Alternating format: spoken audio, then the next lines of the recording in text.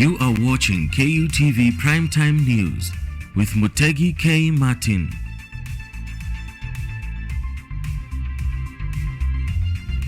Welcome back once again to KUTV Primetime News, where we're here to inform you on what's happening in the country and beyond our borders.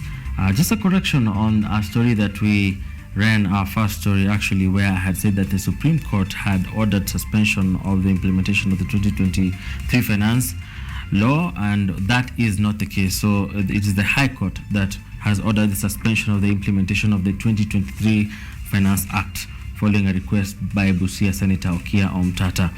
We shall be giving you more developments on that particular story in our subsequent bulletins. Tomorrow, which is Saturday, we join you with, and you of course join us as well with Mizizi Weekendi at 6:30 and Weekend Live at 9 p.m. Now, we come back with a very interesting conversation. Tonight is a night of conversations, and you know we love to talk about health on Fridays, and we're talking about the wellness and the well-being of the infants, and we're going to start even way before infancy. Our guest will be getting to help us understand that in much more detail, but we're talking about, we've dubbed our conversation tonight Inside a Child's Brain, and seeing how we can actually be able to shape the mental health of children way before they're brought into this world, and even as they continue to grow. And I'm being joined by Dr. Teresa Moma, who is the National Coordinator, ACD Network for Kenya. She's also a senior lecturer here at Kenyatta University, and this is where the ACD Network of Kenya is hosted, or would I say the headquarters, joining us this particular in this particular conversation. And before we get to talk about much about that, I want to read something very interesting. According to parentingforbrain.com, the formative years are the time period between 0 and 8 years when the brain and neurobiological development are the fastest after birth. What happens to a child in these years can affect their physical development, mental development, and success in life. Now I have your attention with the success part. Tonight we look at the brain of younger ones, and joining me for this particular discussion once again is Dr. Teresa Moma, National Coordinator at ACD Network for Kenya. Karibu sana. Thank you so much, Martin. Thank you for giving me an opportunity to come and have this conversation. Asante sana. Karibu. Would you kindly elaborate some of the things that I might have left about you or the organization? Okay, my name is Dr. Teresa Moma. I'm a senior lecturer in the Department of Early Childhood Studies, Kenyatta University. I'm also the National Coordinator, ECD Network for Kenya, which is hosted in the Department of Early Childhood Studies and Special Needs Education. And this is a network that was formed to demystify where the public sees universities as places of learning.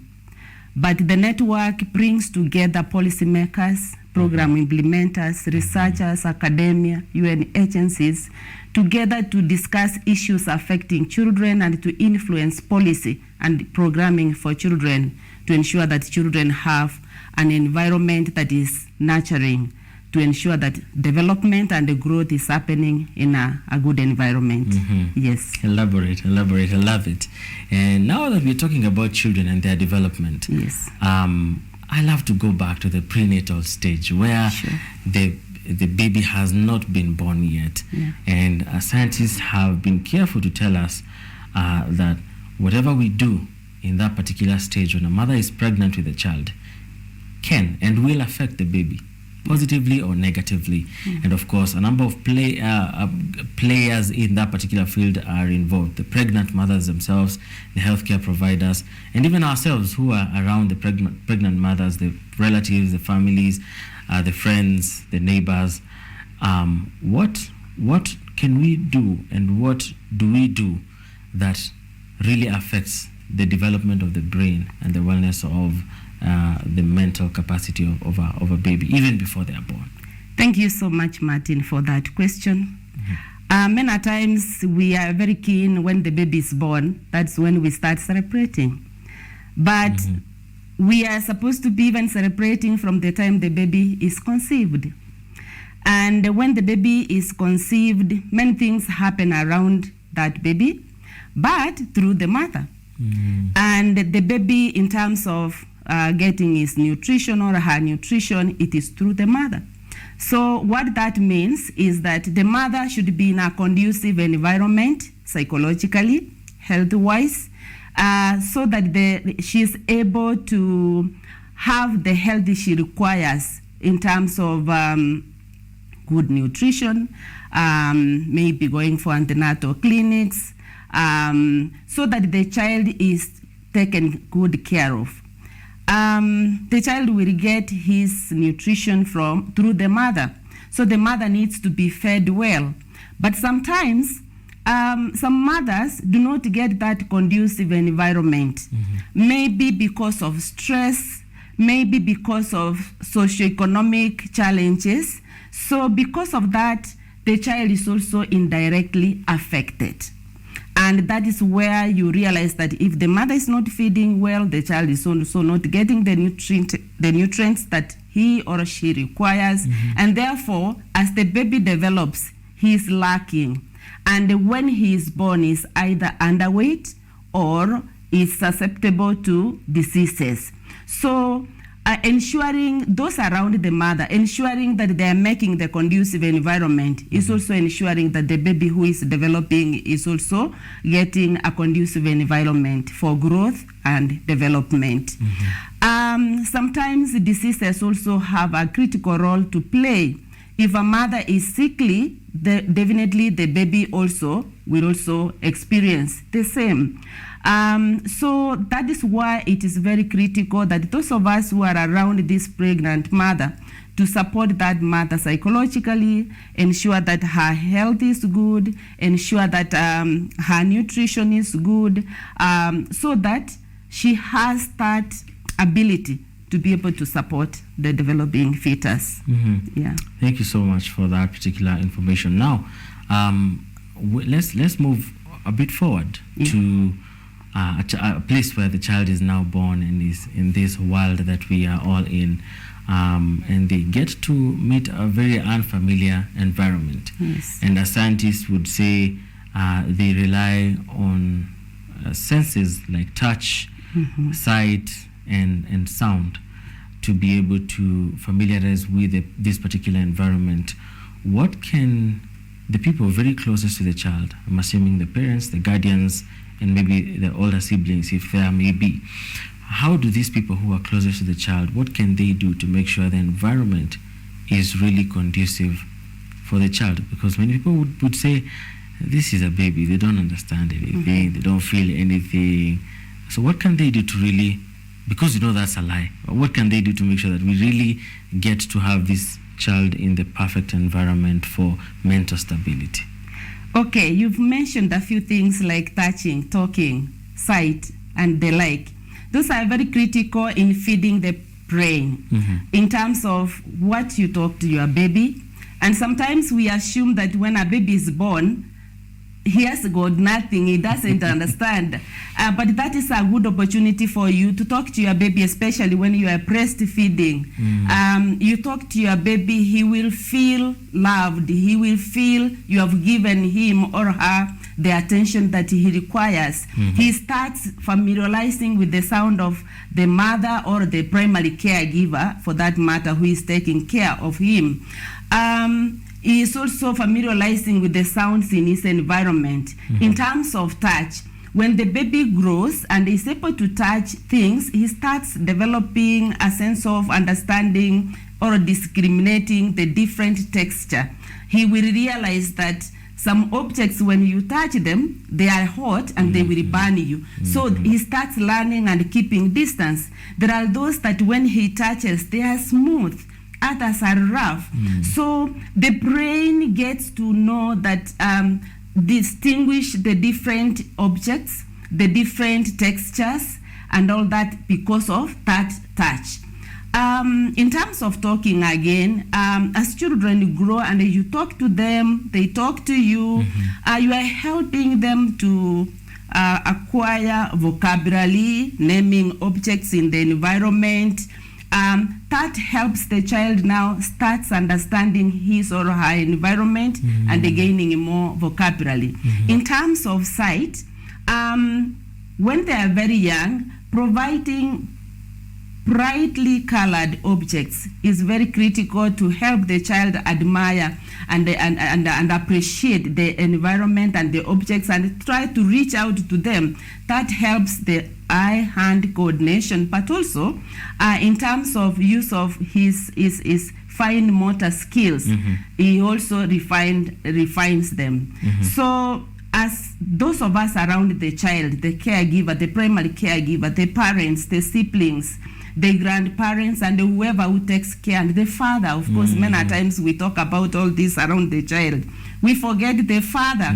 So we are supposed to provide children with stimulating materials that can help them use their senses or stimulate their senses in terms of what they touch, what the sounds they hear in the environment, and what they see. And that is feeding the brain to be able to discriminate in terms of maybe sizes, texture, in terms of the different sounds. So that is very critical for us to be able to support that child. All right. Yeah. And then it gets to a point where the child goes to school. Yes. Now they are mingling with other people. And of course, when many people hear of ECD as a word, they kinda are biased to that place where the child joins school, and that's why we had to begin with home before school, and so many people associate ECD with school, and there are teachers involved. They're actually professionals who have been trained in early childhood development, and of course there are children who have not been trained in the same. They are the people who are being taken care of, and they come from different places, and therefore when a community of humans come together, they are bound to exchange a few things from each other and to each other at the same time. So there are traits both negative and positive that spread from one child to another. How would you advise, and how as an expert in this field, how are we supposed to handle our children in schools especially, to make sure that, and in other gatherings as well, to make sure that they spread the positive traits and not the negative ones even as they interact, which is also very crucial to their growth? Thank you very much, Martin. All right. There is something that we tend to confuse when we talk of ECD, that is early childhood development, which encompasses issues to do with health, the children's development, the children's nutrition, the children's early learning opportunities, and we tend to confuse it with pre-primary education, because when you talk of ECD, everybody thinks of pre-primary education, the education component. But coming back to your question about the role of pre-primary school teachers in supporting children in terms of shaping their behaviors and discouraging them from negative behaviors. There are many ways teachers can use to help children acquire positive behavior. One is to observe what children are doing that are positive and recognize that, appreciate and reward. Sometimes when they do negative things, for example, they are making noise in class, for example, instead of telling them, stop making noise, you can always be positive and say, I now want us to listen and we start learning. You see, you are telling them the same thing. Why you should be able to use the positive way is also to help them to learn how to use positive ways. They would also want, if you want them to be polite, they would want to hear you use polite language. For example, excuse me, can I pass? Oh, thank you. Today you are early in class. These are little things that help children learn that it's good to be polite. It's good to appreciate others. Oh, today your uniform is nice. Oh, you have tied your shoelaces well. These are little things that can help children associate positive behaviors with good rewards, rather than, many times it's like we shout. Yesterday I told you to tie your shoelaces. Today you have again come. No. Can you check something that is positive and then you appreciate in that child? So many times it's our responsibility as teachers around children to be positive, to observe what children are doing that is positive, reward that, and then gently guide them on behaviors that you think are not correct, and in a way that is not hurting them, but also helping them to direct. Another way is to encourage children or create forums where children can be discussing about the behaviors they have observed and how they affect others. You know, it's easier to talk about the behavior, your behavior, it's easier for me to talk about, no, it doesn't tuck in their shirt, even when I don't tuck in my shirt. So when they share about certain behaviors which they think are good, and certain behaviors that they think are bad, and how that can be reduced, it helps them now be able to see, you know, they reflect also, they know, oh, that's what I've been doing. They start changing. So teachers have to be creative enough and look for ways that help children gently move from negative behaviors to positive behaviors based on what they hear the teachers saying and all those around them, and also how they are corrected towards those positive behaviors and eliminating the negative behaviors. All right. Unfortunately, time is working against us. I want us in the next 30 seconds before we conclude with the conference that we are looking forward to have. There are issues in this society about confidence, and I'm sure you've touched a bit as you talked about how you're supposed to handle kids. Low self-esteem is something that we are seeing in so many adults nowadays. What can we do to make sure that the future generations are much more confident? We have to start early. Anything that you want to see change at an older age must be started early. Things to do with confidence also points back to how these children were appreciated or not appreciated, because many times if you appreciate the child and you reward and you commend their good behaviors and all that, they will develop confidence. They know even mom knows I'm good at this. They will continue doing that. But every time you scold a child, you compare them. You are not like your sister. You are not like your brother. You see, it's exerting. You are killing that positive, that self-esteem. And that person now grows doubting whether he can make it or not, because I'm not like my brother, I'm not like my sister.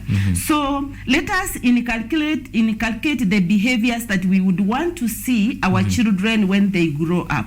Let us encourage behaviors that we would want to see when they grow up. All right. Yes. Thank you very much. As we wind up, in another 30 seconds, you've had a pre-conference in Turkana, I believe, and you told me that you now have the conference coming up in July on ECD. Kindly tell us about that and what your expectations are, even as we wind up. Thank you so much. We are planning for the 5th National ECD Stakeholders Conference that is going to happen in July from 17th to 19th. And it's going to happen in Turkana University, Turkana County. And the theme for this year's conference is From Policy and Evidence to Action. And we are expecting to have delegates from academia, from researchers, UN agencies, the government, both national and county governments, to come to discuss on how best we are going to transform now from policy into action. We are going to use evidence that has been generated to ensure we are changing the lives of these children. When we look at systems in Kenya, how are systems in terms of governance in early childhood, policy in early childhood, multi-sectoral coordination and collaboration in early childhood? How is financing happening? So these are some of the things that we expect to take center stage in this conference. And we are having the conference in Turkana, and I want to encourage and invite as many people as possible to come. Those who believe in children, those who have good ideas that can support children during the early stages of development. Let us meet in Turkana next month, so that we can discuss issues that can affect children, and we make sure we change our country to make reference to Kenya as a country that is focusing in early childhood. Amazing, amazing. Thank and you. I hope our head of news, he comes from Turkana. He's called Laban Shaban. Eh? Wow. I hope he's going to make a way for us to come one of those days and cover the event and be part of this positive change. Karibu sana. Thank you so much, Daktari, for joining us in this conversation tonight. Thank we you. really appreciate. Thank you so much. All right, that is Dr. Teresa Moma, ECD Network for Kenya, National Coordinator and Senior Lecturer at Kenyatta University. From policy and evidence into action. I love that.